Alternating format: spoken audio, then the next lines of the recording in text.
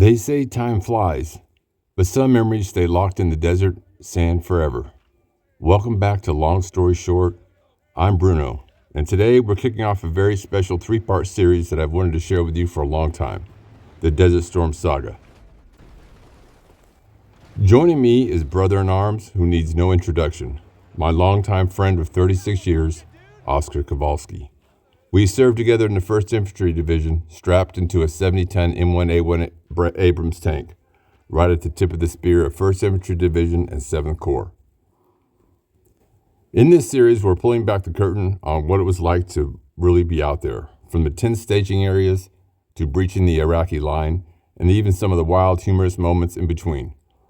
Part 1 starts now. Please hit the subscribe button, grab a drink, and let's get into it. All right. So the first thing I want to ask you is, what is your name, rank, and social and serial number? Oscar Kovalski. My social security No, number don't say is. that. I was a what's called an E4 specialist when I was in the Gulf War. Oh no, I think I wasn't I a private or E3 because I got busted for DUI. Yeah, I remember And then, you were a sergeant Captain there for a minute. Toro. You were a sergeant for a minute. Was I? Yeah.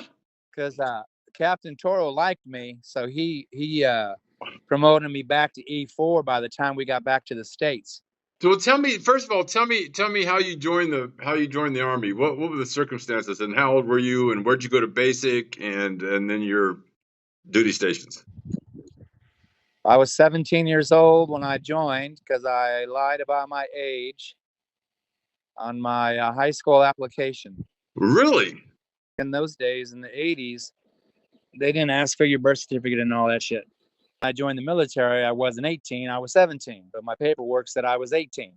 Wow. I didn't know that. So I got my first wife, Lisa, I got her pregnant, and I was looking for a job. Minimum wage job wasn't going to cut it to raise a child. So I figured I'd join the Army. Wow. Shit. That's what started it all off. I got a girl pregnant. Okay.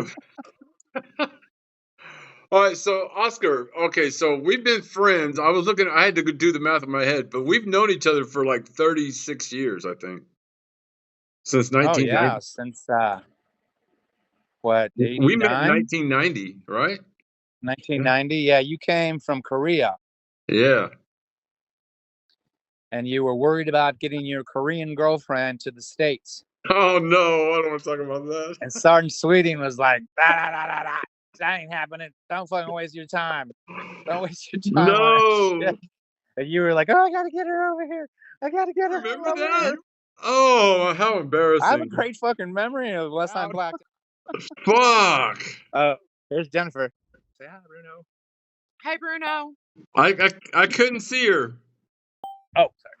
Hi, Jennifer. How's it going? Good. How are you? Bonsoir. Bonjour. Bonsoir. So let me. Okay, this brings me to a good point. What did you think? What did you think when you first met me? What did you think about me? Don't hold back. Tell me the truth. Well, I kind of remember walking to the motor pool when you first came into the platoon. And we were talking. I think you were talking about that girl in Korea. And we were going to the motor pool, and I was telling you I was married. And you grabbed my left hand and looked at my hand. You're like, well, where's your ring? And I said, you don't wear a ring in the motor pool.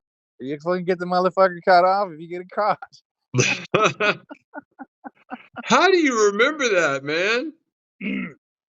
I know. I remember fucking lots of shit. And then we walked to the motor pool, and I don't know. That's about it. And then, we just hung out sometimes. We didn't go to the club all the time, but because, I was married to Connie. Mm-hmm. So you went to the club a lot. You and I went once in a while, so not all the time. Yeah. So you hung out with other people when we were, off work. So other than that, no, I don't know. We always had a good time, joking and laughing and stuff. I don't know. I just thought this dude's crazy, and Sergeant Swing's like, you ain't gonna bring that chick over here, man. Yeah, he knew. He's like, don't waste your time. And I kind of remember that. And then that kind of went away after a few months. You know, you're like, okay, fuck it. You started fucking all those other bitches. Hey, keep it down now. So, well, you can edit this, right? I mean, okay. So I got to Fort Riley in July of 1990. And I got to my unit. I remember meeting you. I vaguely remember going to the motor pool with you, but I just remember you were like the most squared away soldier I'd ever met. Like your uniform used to be fucking crispy, and your boots were shine, and you had this demeanor to you, like you just had this straight posture, and you were like, yeah, whatever. Yeah, I remember that time you came up to CQ and I was up. That's why I always remember you coming up the stairs, and I just remember seeing you. I don't know. I always like as soon as I met you, I liked you, but I thought I was kind of scared of you too. I was intimidated by you a little bit. Everybody is. Is that right? Even to this day. Yeah, it's just I don't know. It's just my persona. It's not on purpose, but it's just the way you know. No, but you carry yourself in a very masculine. It's maybe not coming across right now because you got the camera shoved up in your face. Bring the camera back a little bit. There you go. Okay. I know you don't have a shirt on, but that's okay. That's good. Ooh, look at that belly. I know, man. I'm fighting mine too. All right. So what do you, okay. So the days that led us up to getting our orders to deploy to Iraq. How did you, what did you think about that? What were your thoughts and feelings on that first of all? We were in the what's that room that had the TV? They call it common area. Day room. Day room.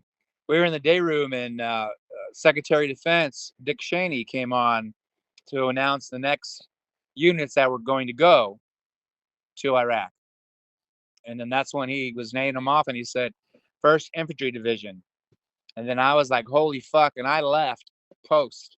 I went back home. Did you really? I was afraid I was afraid they were going to shut us down, lock us down on post immediately. Yeah, you were only there a few months before we went to Saudi Arabia. Well, I got there in July, and then I got down to the unit, and then within a couple months, we had orders. Yeah, August, September, October, November, because I was on orders to go to Germany. I had the paperwork, and I was ready to go, and then that all got canceled, and then that's when they started getting more people into the unit. So we got our orders to go, and we started doing a lot of training. Remember, I brought that video camera, and I made videos. Yeah. Everybody started bringing cameras and tape recorders, and like they're going to make a documentary of the deployment or something. Yeah. So I remember that. All right, so when we deployed on I remember January 1st. We were in country in Saudi Arabia on January 1st, right? Yeah, we flew out December 31st, New Year's Eve. And then we wound up in Saudi Arabia on January 1st, 1991. And the pilot on the plane, when it was New Year's Eve, turned the lights off and on in the cabin. And when we got there, we stayed in Dhahran, right? In that big tent. And I don't know if you were, you were with us. We were like in a little group on cots, Sweeting and Coleman and you and me.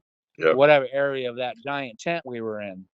Yeah, it was at that port. I think it was Dhahran, right? That was right on the Gulf. Yeah. Remember how beautiful that water was? Yeah. Yeah, it was like a greenish emerald. It was fucking beautiful. Sergeant Sweeting was the tank commander.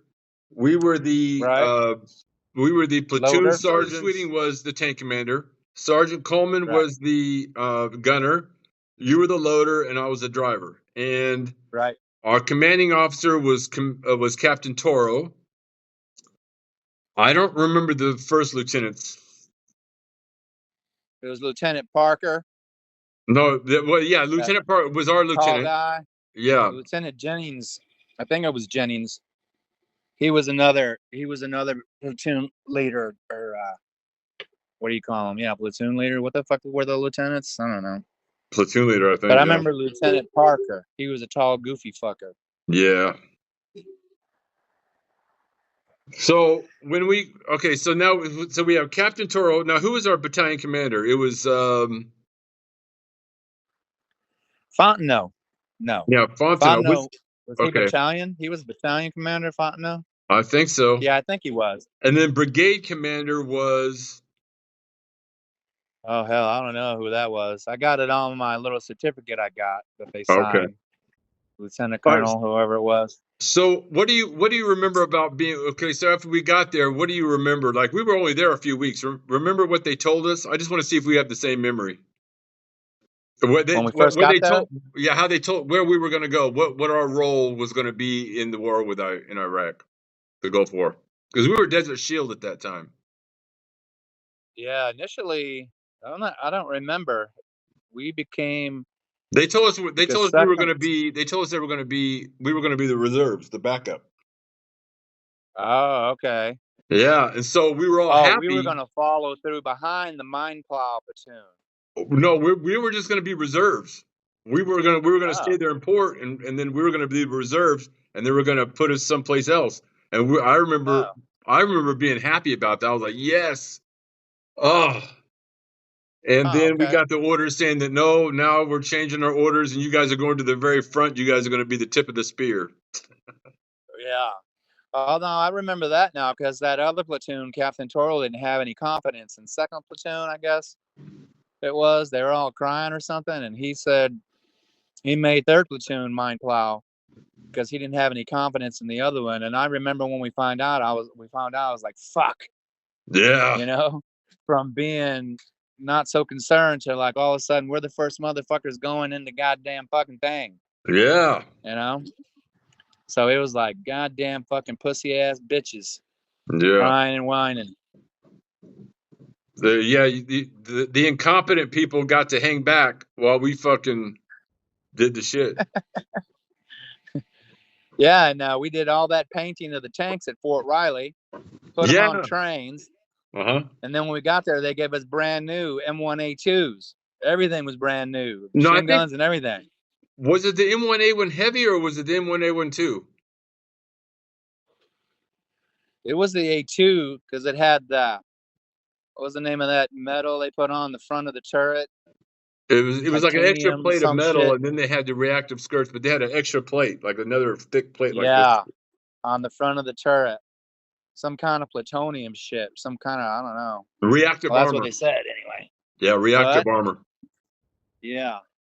And then they got that on our tank. I remember opening the weapon boxes. The weapons were brand new in the boxes. The 50 cal, the 240, the two 240s. And we opened up the boxes to put them on the tank, and they had these Post-it notes from the employees at the manufacturing plant of these weapons. And these little Post-it notes said, go kill these fuckers, go fuck them up. You know, they had these kind of just strange messages written on the tape, on the Post-it notes or pieces of paper. Yeah, you might have been on a different detail. Yeah, I think I was. Because getting that done. Yeah, because sometimes, you know, like I'd be off on KP and you'd be on some kind of weapons detail, whatever it was. Yeah, they usually split us up, and you were the more experienced, you know, NCO or, you know, Right. Yeah. So you knew you had your shit, and everyone liked you anyway. I mean, everyone respected you. Yeah, they did. They did. No, I remember very well. Yeah. No, I've never, not once have I ever, you know how we always talk shit about each other behind each other's back, right? I mean, Nickerson was a joke. James was a joke. Lemuel was good. You know, everyone liked Lemuel. Yeah. You know, the black dude, Lemuel. Lemuel, yeah. Nobody ever talked shit about him. Nobody ever talked shit about you.